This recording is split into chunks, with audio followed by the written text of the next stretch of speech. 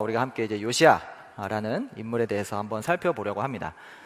이 요시야라는 인물은 남유다 여러 왕들 중에서 굉장히 칭송을 많이 받고 훌륭한 왕이라고 불려지는 왕이에요.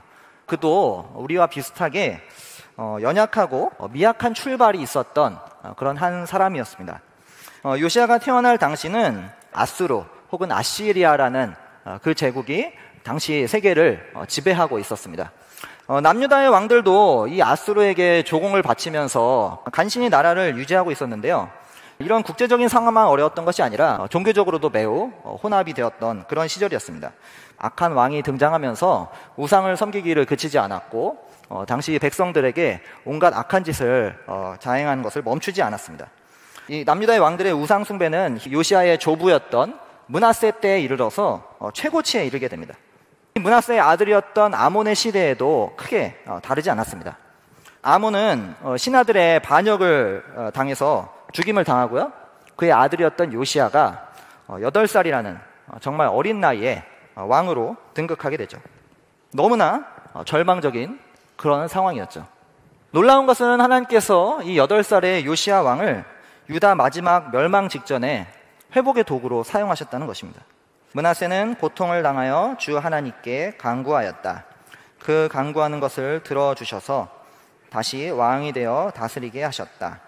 성경은 남유다의 가장 악한 왕이었다고 하는 그 므낫세가 회개했다는 그 기록을 지금 여기서 하고 있는 것입니다.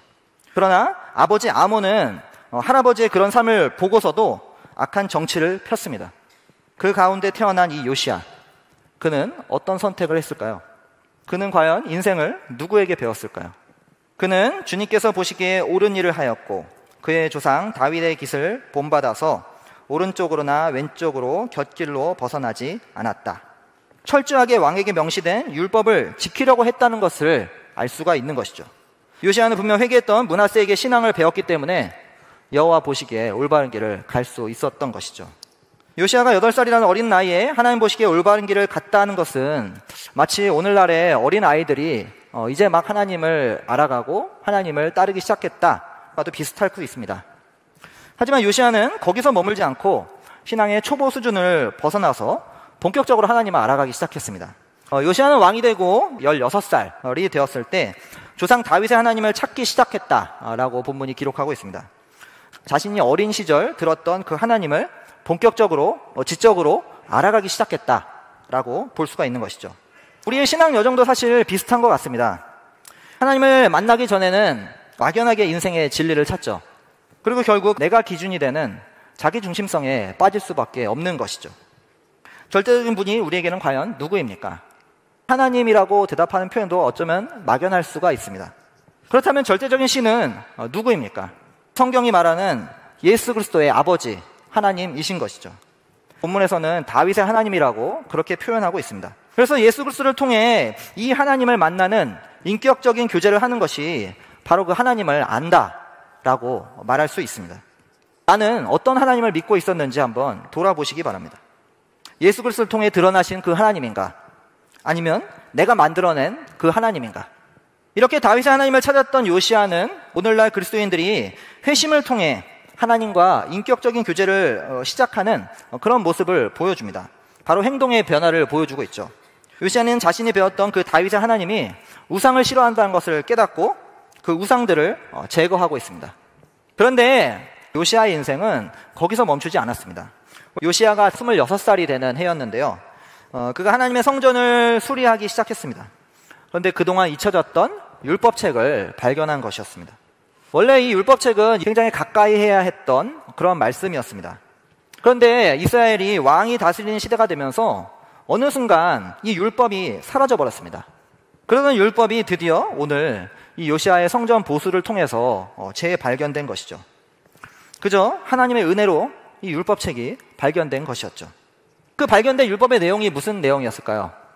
요시야 왕이 그 율법의 내용을 듣자 자기 옷을 찢는 그런 장면이 나타납니다.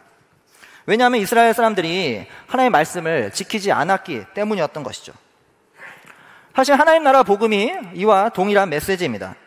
하나님은 왕이시고 그분의 심판이 시작되었다는 것이죠. 어떻게 우리가 하나님 나라에 대해서 알게 되었나요? 사실상 한국교회에서는 이 하나님 나라에 대한 메시지가 사라진 지 오래였습니다. 성전이 보수되면서 발견된 율법서처럼 하나님 나라도 이제서야 진실한 구도자들에 의해서 조금씩 드러나기 시작하고 있습니다. 하나님 나라를 배울 수 있었던 것, 순전히 하나님의 은혜였던 것이죠.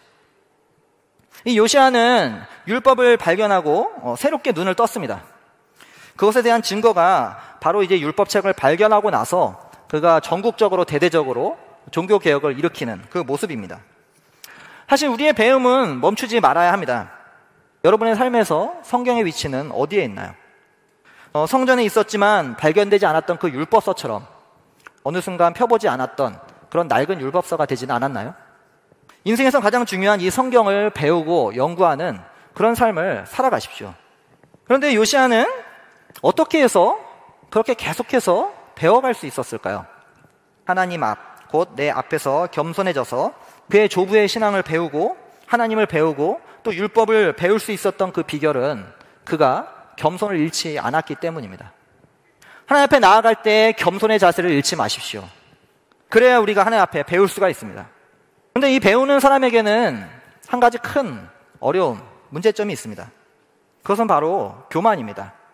뭔가 배웠기 때문에 그것을 인해서 나는 우월하고 나는 뭔가 어떤 높은 위치에 있다라고 스스로 착각하고 있는 것이죠. 하지만 요시아가 보여준 모습은 멈추지 않는 배움이었습니다. 그리고 그 기저에는, 그 바닥에는 겸손이 깔려 있었습니다. 자신보다 남을 더 낮게 여기는 겸손. 대부분의 어린아이들이 자신이 모르고 있는 것을 인정합니다. 그렇기 때문에 그 아이들이 어른들에게 배울 수 있는 것이죠. 그리스도인들은 평생 예수님의 제자로 살아가는 사람들이죠. 예수 그리스도를 만나서 하나님을 배우고 알아가는 사람들입니다. 평생에 걸쳐서 배우는 사람들이 바로 그리스도인입니다. 달라스 윌라드가 이런 말을 했습니다. 인간의 삶에서 예수님의 도제 훈련, 예수님의 제자 훈련으로 풀 수 없는 문제는 없다. 오늘날 이 세상을 보면 정말 수많은 문제가 산적해 있고 널려 있습니다. 그런데 인간들의 문제는 인간의 힘으로 해결할 수가 없습니다. 인간의 본성이 그 문제의 근본이기 때문입니다. 그러나 예수님의 도제 훈련으로는 풀 수 없는 문제가 없습니다. 이 세상을 향한 그분의 마음을 닮아가고 그분의 관점으로 이 세상을 보는 법을 배우기 때문입니다. 올 한 해 계속해서 이 그리스도의 제자로서 하나님을 배우고 또 성경을 배우고 하나님 나라를 배우는 우리가 되기를 소망합니다. 오늘 우리에게 주신 말씀을 잠시 우리 1분간 묵상하도록 하겠습니다.